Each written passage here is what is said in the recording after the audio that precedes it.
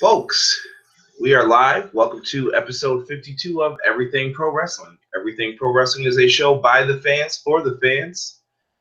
And I have with me the one, the only, the man, the beard, the legend, Casey Briggs.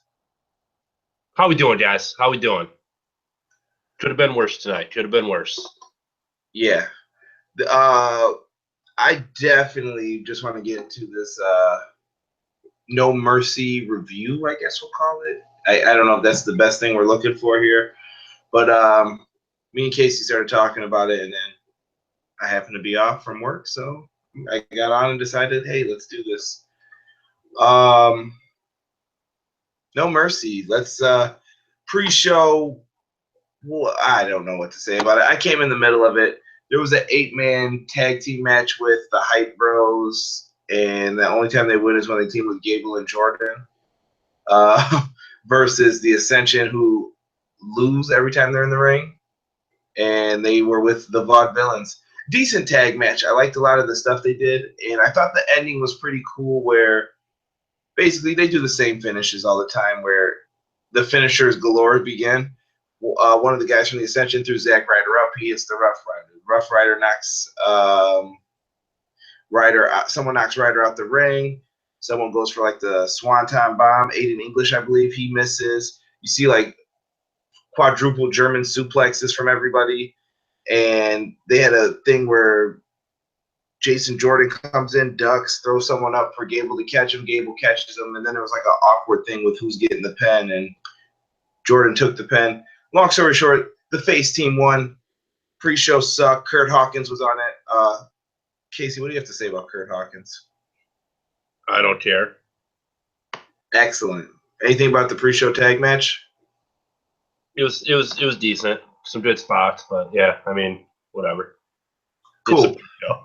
Before we get to the main part of the show, let's talk about some of the other things. If you're wondering where Becky Lynch and Alexa Bliss, where the matchup is on this card, it didn't take place because I guess Becky Lynch is injured. And the match will take place about a month from now, it looks like. So that gives Alexa Bliss time to prepare. I believe it's a neck injury, I heard. So what did she do?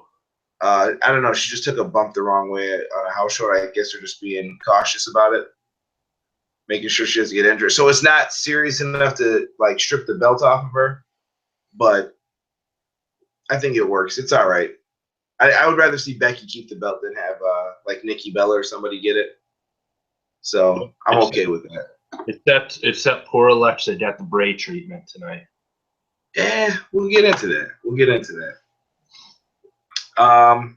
As far as other things are concerned within this show, we'll start off with the first match, which was actually kind of the main event.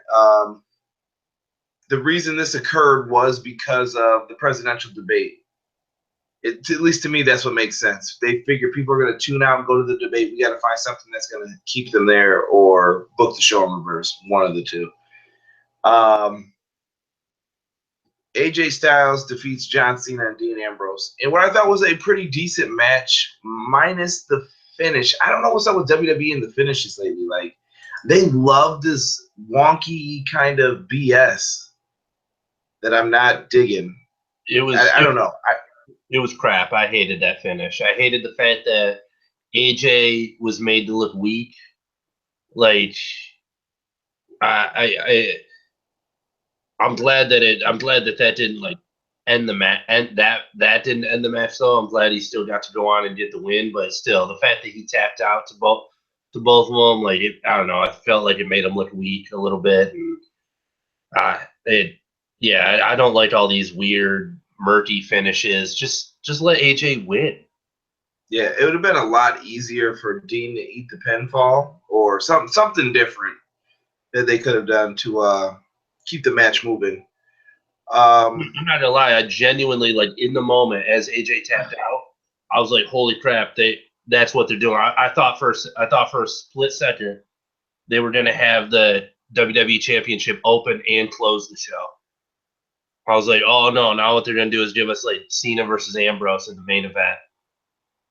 winner takes the belt. I was about to be livid. Yeah.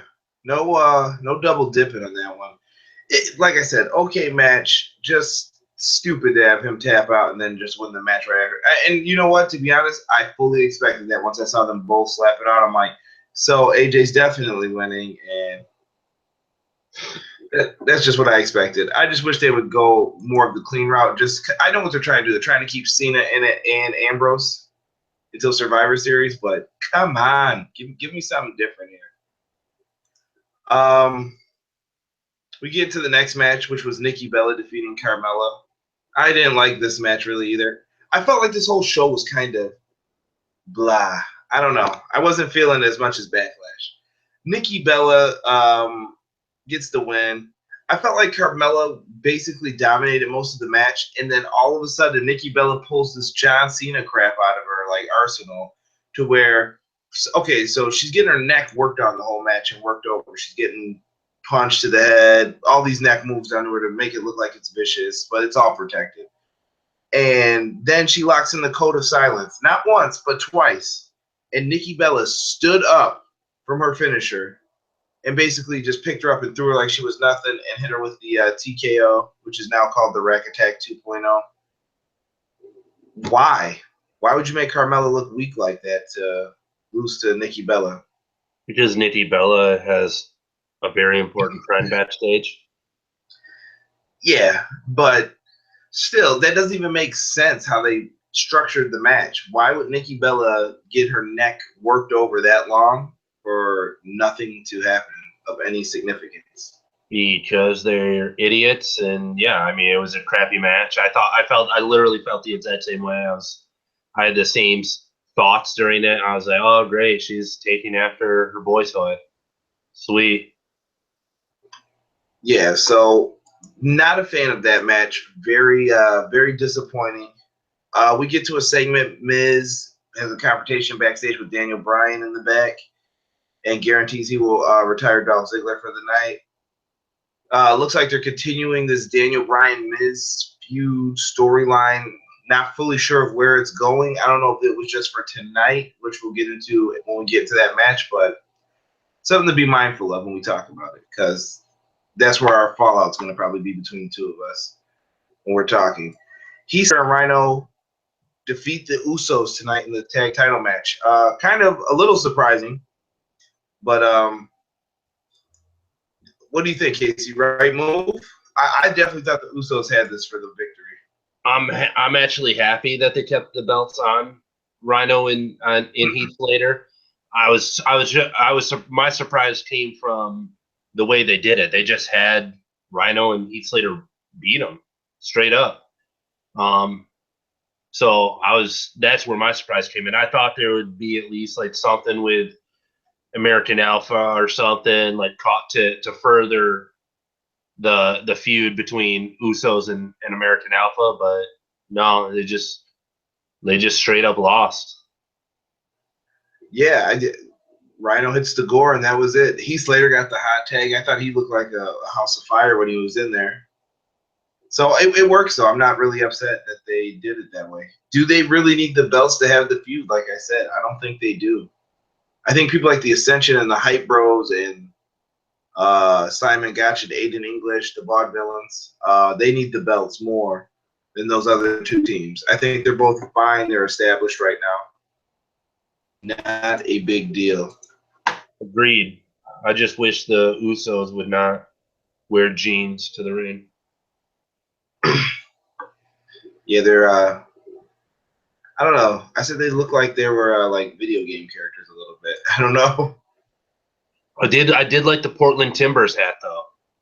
Repping soccer, repping the Pacific Northwest. All right. It wasn't tap out gear? No, that hat he was rocking, it looked to me like it was the right colors and everything for a Timbers hat. That's what I thought it was.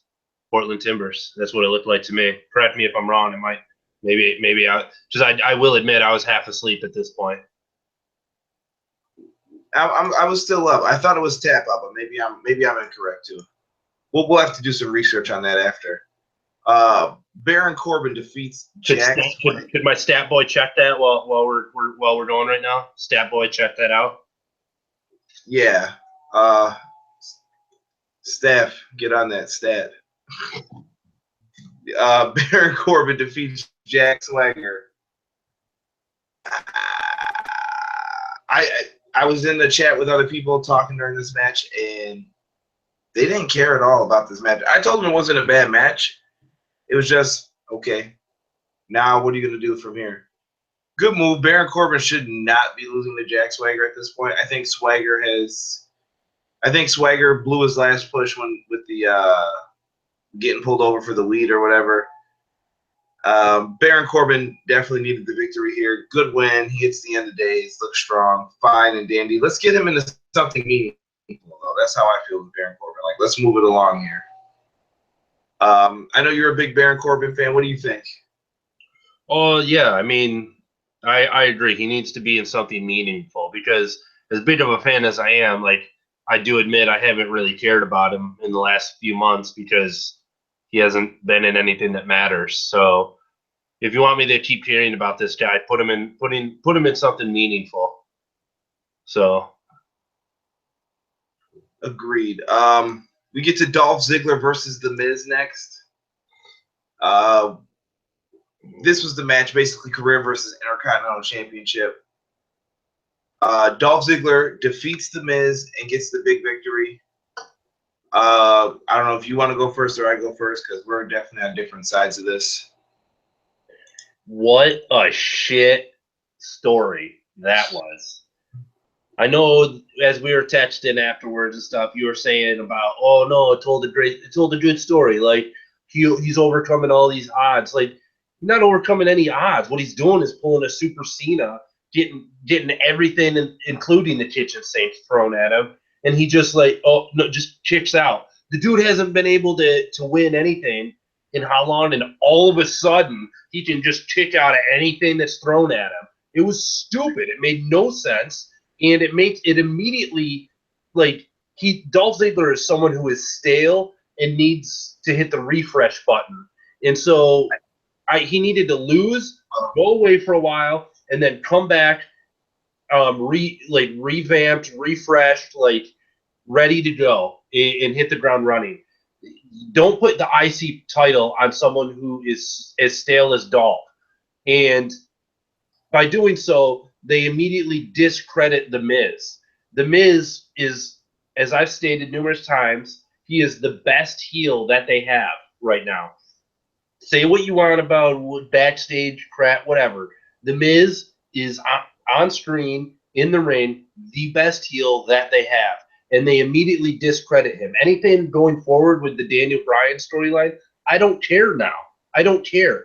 Because the cocky douchebag is like, no one cares about Billy Zabka after the Karate Kid kicks his ass. Like, no one cares. The cocky douchebag is only cool until he gets his comeuppance. Once he gets his comeuppance, it's like, he got his comeuppance. He got what was coming to him. So, really doesn't matter anymore. If they want him to keep me invested as a fan in the Miz Daniel Bryan stuff moving forward, he had to win here. He had to beat Dolph, because now that he got embarrassed, he just got embarrassed and made to look like a fool, and he's just hanging on the ropes afterwards, like on the verge of tears. Like, now he's not the cocky douchebag bully anymore. Now he's a fraud. He's a phony.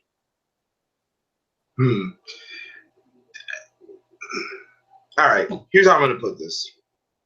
With Dolph Ziggler, as far as retrospect to the story, I think they've done a good job since the brand split to do the you win one big match, we tear you down for 3. You win a match, then we tear you down for more. You win a match, we keep tearing you down. And I think that WWE likes to book things on their part to make them look bad. Like, I think they feel if we make this guy lose, people will get behind him. Like, Sami Zayn, another great example. He's a great wrestler, and I think they just have him get beat because they're like, oh, people will get behind this kid if he keeps losing and losing and losing. And I think they're trying the same logic with Ziggler, and that stuff doesn't always work. But the reason I like the story with Dolph Ziggler was he always loses, and then this was the one time where I'm like, listen, If he doesn't win, I'm done with him. Which is the same thing I had with Bray Wyatt for tonight, but I'll get into that when it's time. And Dolph Ziggler busted his ass. He tried his hardest to get the victory, and he got the win. It's a simple story. I get it. But now what changes with Dolph Ziggler? What are you going to do to make people more invested in Dolph Ziggler? Because I guess I'm better off asking you questions about it. Dolph Ziggler, do you think that he's a good wrestler?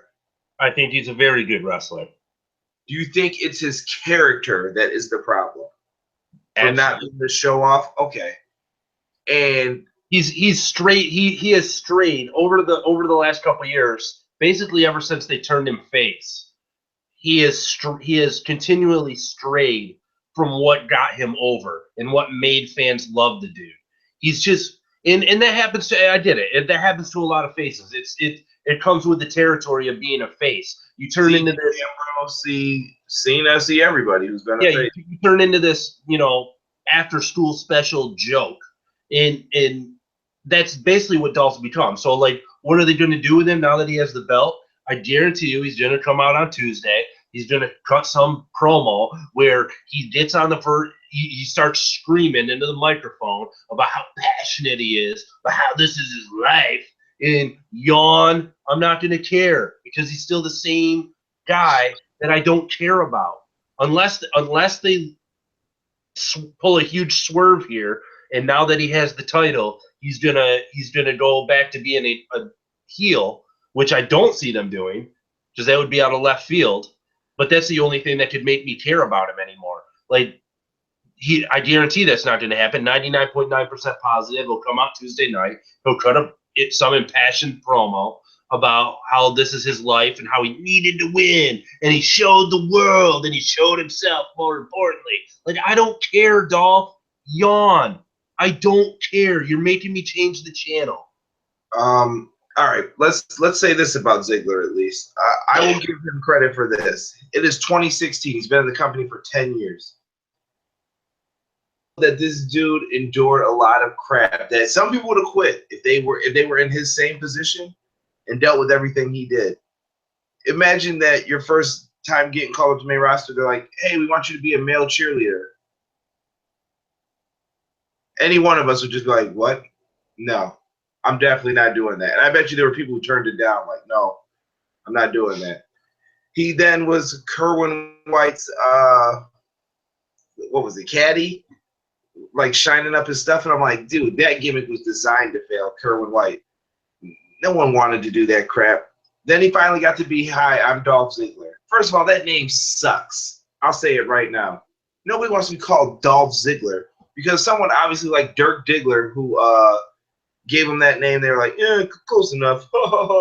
Funny times. And no one's going to take a guy named Dolph seriously in wrestling. And don't think I'm just saying that to be a jerk. It's just one of those things that it's like, dude, they're never going to put the belt on this guy. But as his in-ring talent showed, he's an amazing performer. He kept getting over and over and over mid-card titles, but he's never been their top guy. They always have made him look like a joke. So I give Dolph Ziggler credit for sticking with it, getting his call-ups, and then he was like, "You know what? I'm going to make something of this time."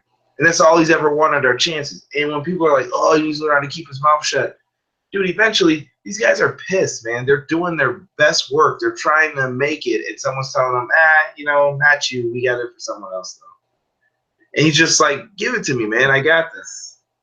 So I respect Dolph Ziggler, but I feel he's getting part of that Usos effect.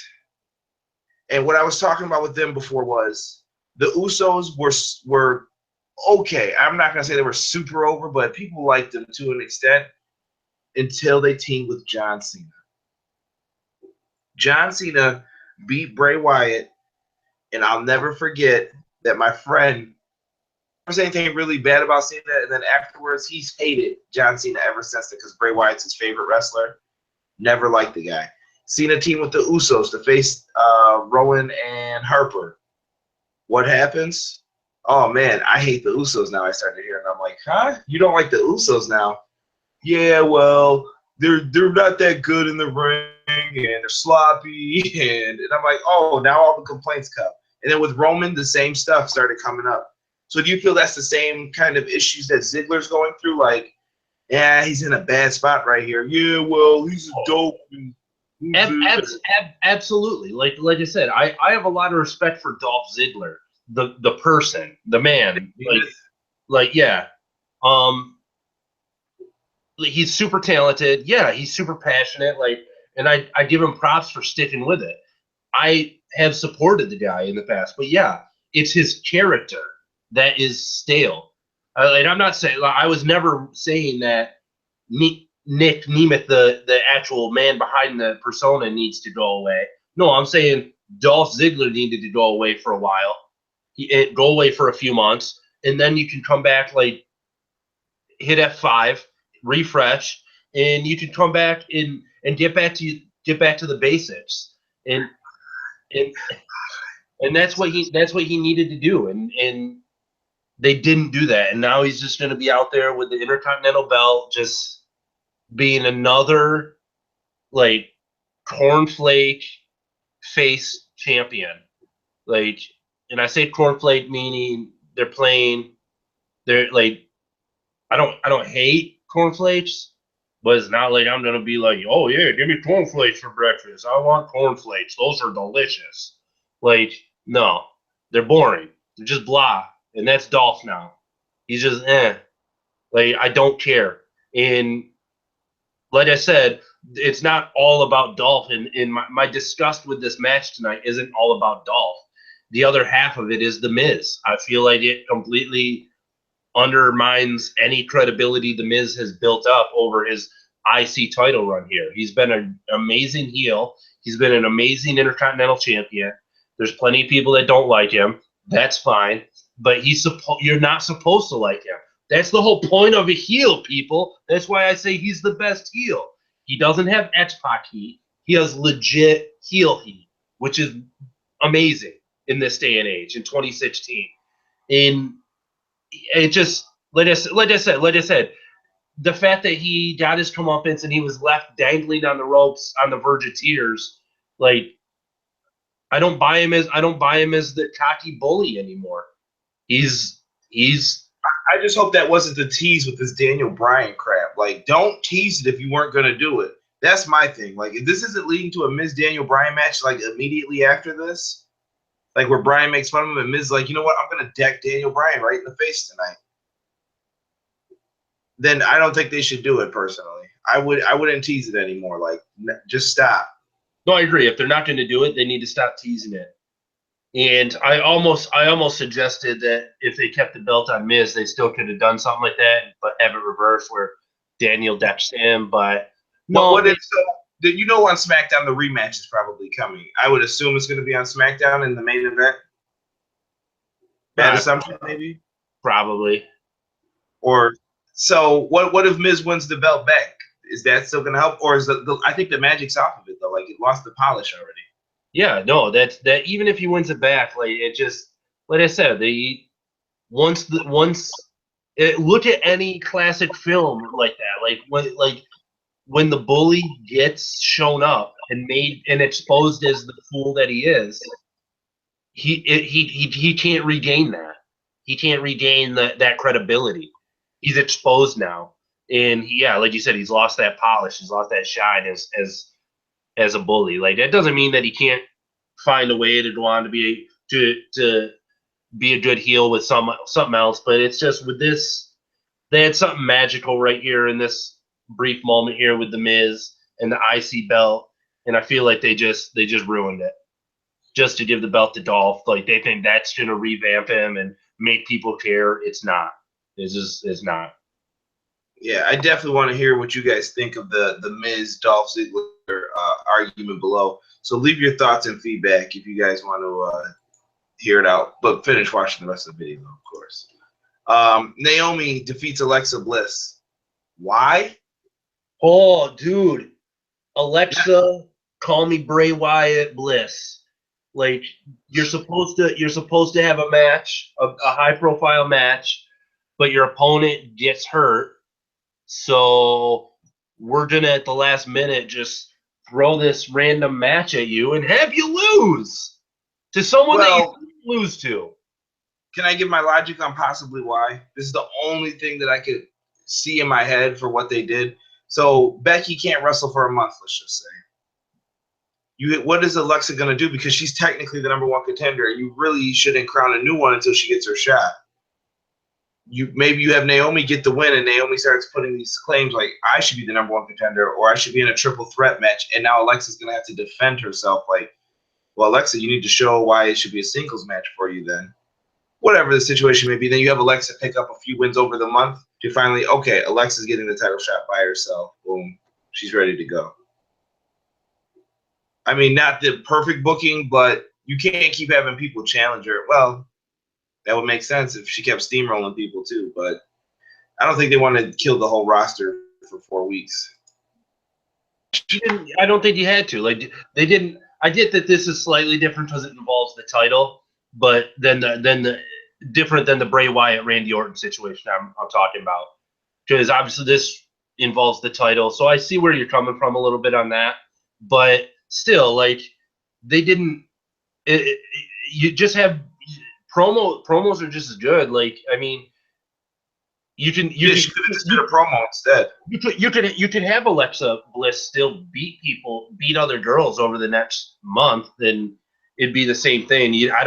I just feel like she's the #1 contender, and you just made her look weak by having her lose to Naomi. I get it. So, like, I do feel like that's what you just said is the route they need to go with it now.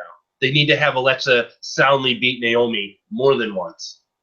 Now, like, over the next couple of weeks, she needs to beat Naomi soundly to prove, like, no, that was a fluke. I am the #1 contender. You don't have a claim to this at all. Bye. And I would even say keep Naomi strong, because I think she's someone who, if you need a dark horse or somebody who is a wild card to carry the belt, she is definitely a person who I would look towards to give her the belt. Personally, in the 6-way, I thought she could have been one of the people that's like, oh, wow, she won? And it's like, yep, there you go. Didn't see that coming, did you? I agree, but she's another one. I can't stand her entrance. I can't stand the glow stuff and the rave look too. It makes me nauseous when I watch it. I'm like, this is dumb. Yeah, there's another problem I have with it, but I won't criticize it right now with her that I always bring up. But hopefully, we'll see what happens. Hopefully, Naomi gets a shot or finds something that works for her. She's been searching, it seems like, for the last few years. Bray Wyatt defeats Randy Orton. Thank goodness, because I swear to you, I said if he doesn't win this match, I'm done with Bray Wyatt. And this bought them a little bit of time right now. I'm not saying he has to win every match forever, but stop either shit or get off the pot with this guy. No, I agree. You know, I'm a huge Bray Wyatt fan. Huge Bray Wyatt fan. You know that. And even I have been dangerously close lately to giving up on the guy. I'm just on it. Like you said, it's time to shit or get off the pot with this dude. Let him. In fact, I would allow that victory tonight to be the end of it between him and Randy. Let Randy feud with Luke Harper now. Because Luke Harper's the one that cost him the match against Bray. Slide Luke Harper in there now that he's back. Have him feud with Randy Orton. That's a good feud for those two. And elevate Bray. Immediately elevate Bray. Have Bray come out. I beat Randy Orton. Boom. Move on and attack. Like, decide which one you want. Decide which one you want AJ to defend against at the next pay-per-view, and have Bray Wyatt feud with the other one. I think we're getting to a different point here. The way Bray won too was that Luke Harper came out basically in a weird spot, and all of a sudden Orton looks shocked. Luke Harper's looking at him, making weird faces, kind of like when you're at the dentist. And Randy Orton turned around and right into his sister Abigail. 1, 2, 3. Beautiful. Orton's not hurt. Bray got his win. Harper's back. I'm happy. I'm so glad it's not on the Raw brand because that idea sucked when I read it. And I'm okay with this. But there are a few things, Casey, that I still want to talk about after this real quick. Kind of quick hit points. Royal Rumble. Bray Wyatt is someone that they need to start thinking about possibly as, all right, well, SmackDown, what guys do you think should win the Royal Rumble? And Bray Wyatt is on my list as one of the people who could win the Royal Rumble. And I will say this, this is one of the, I think this might be the only positive I voiced a few months ago about the brand split is the Royal Rumble. I will say that was the only positive during the original brand split back during the 2000s was it made the Royal Rumble more exciting because now the winner has two options to go after. And that's what I'm saying. So it's like, I agree. Bray Wyatt needs to be someone they need to look at. And you have two options. If you don't want to give him the WWE Championship right now, give him a trial run. He could jump ship over to Raw and challenge for the Universal Championship if that's your desire. If you're not super confident in his ability to be the WWE champion right now, give him a trial run with the fruit roll up belt if you want to. But I agree. He's someone that I feel like should win the Royal Rumble. Yeah. There's a few other people on my list. I won't get into that, but Bray Wyatt is the only one. I'm trying to think if there's anyone else from SmackDown who I can see winning it. Bray or nothing. And maybe that's what they've been holding off for, but he's got to be in that Final Four at least, or in that mix at the end of the Rumble. Like, okay, this is one of the guys, man. So let's see what happens. Bill Goldberg possibly facing Lesnar at the next pay-per-view. Something pretty cool about it. I don't know. It's very video game-esque with the WWE 2K17 stuff coming out on Tuesday. Yes, Tuesday. What do you think of that matchup? Is this still you're with this? I'm with it because they're both in it. I understand that their original match years ago was a shit show, to put it kindly. But they're both in different places now, mentally, physically, whatever. That match, they were both on their way out, so they didn't give a crap.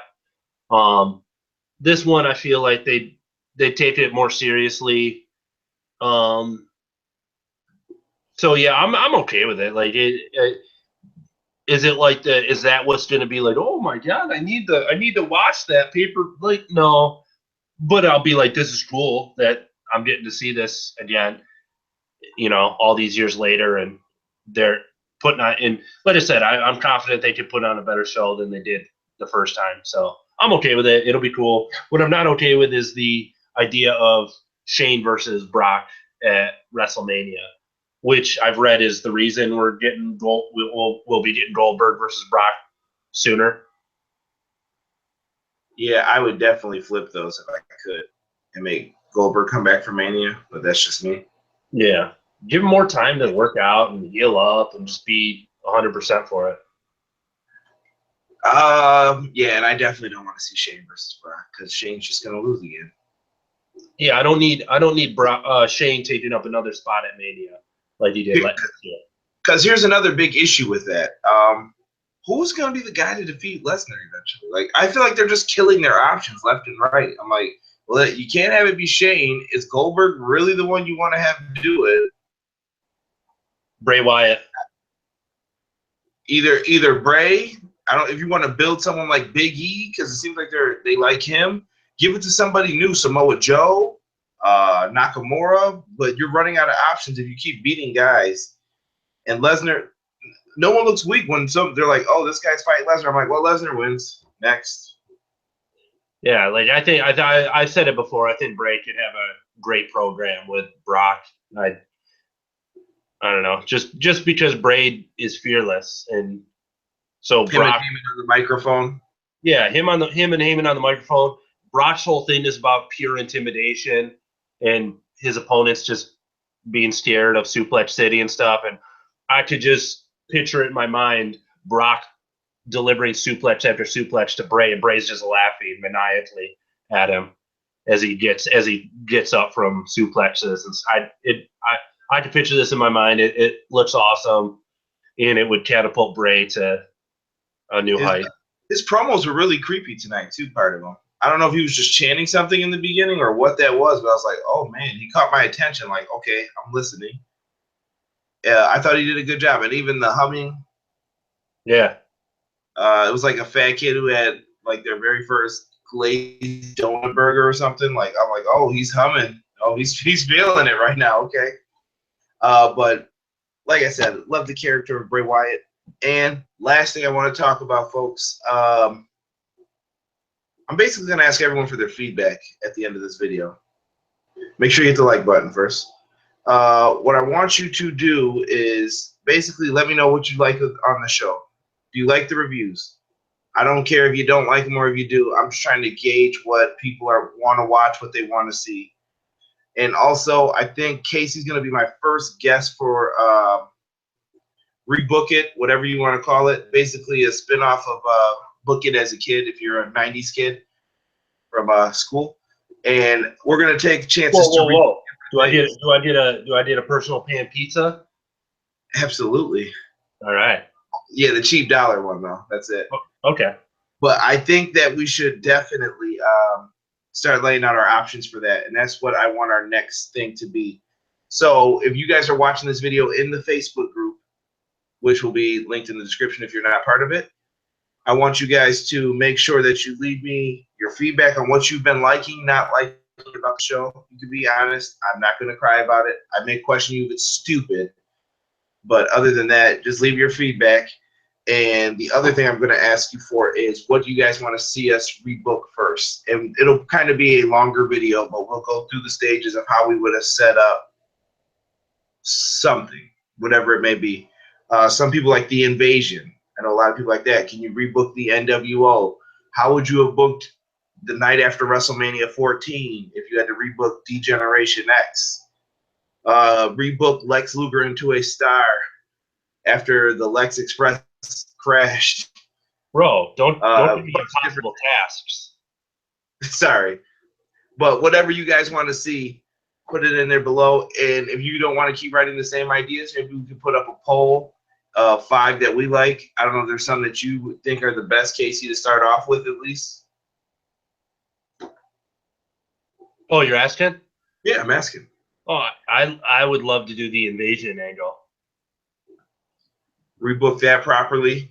Oh, absolutely. Yeah, we could redo a whole bunch of them. So if you guys want to rebook how the Undertaker lost the streak, whatever you like, leave that in the group section, and we'll see if people actually watch the whole video till the end as well. I doubt they do. So hit the like button. If you're not subscribed, click subscribe. I need money. I'm not going to lie to you guys. I'm trying to get paid. So do that for us. And that is it. In case you got any shout outs, any projects you're working on that you want people to check out? Oh, I'll be making a little short horror film coming up in a couple weeks. I'll be posting that on my Facebook and social media, Baby Bridge 21. So that's right. Throw it in the group too. We'll check it out. And folks, this is it for Everything Pro Wrestling number 52. We are out. Love, peace, and hair grease. Booty.